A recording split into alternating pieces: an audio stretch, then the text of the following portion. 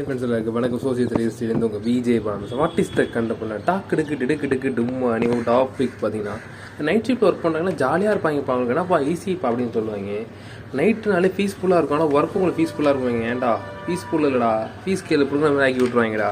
அதுவும் இந்த night ஷிஃப்ட்னாலே over டைமில் ஒர்க் பண்ணுறது, அதிலே சில இதெல்லாம் வந்து ஓவர் டைம் பார்க்க சொல்லுவாங்க. இதெல்லாம் தாண்டி 9 hours ஒர்க்குனா அதில் அந்த கேபு இதெல்லாம் சேர்த்திங்கன்னா கிட்டத்தட்ட 13 நேரம் ஆகிடும். சில பேருக்கு ரொம்ப லாங் டிஸ்டன்ஸாக இருக்கும், ஊரை சுற்றி ட்ராவல் பண்ணி போகிற மாரிலாம் இருக்குன்னு வச்சிங்களேன். வந்து வெளியூருக்காங்கலாம் பாவம், ஒரு டைம் ட்ராவல்லையும் உடம்புக்கும் சாப்பாடு அதுக்கு மேலே நம்ம காலங்காத்தால் வருவோம், அப்போ தான் வந்து சாப்பாடு செஞ்சுருப்பாங்க. இதுலேயும் டமால் இப்போ நைட் ஷிஃப்ட்டை பற்றி சொல்லிக்கிட்டே போகலாம். நைட் ஷிஃப்ட்டில் ஒர்க் பண்ணுறவங்க பாடியை பார்த்துருக்கீங்களா?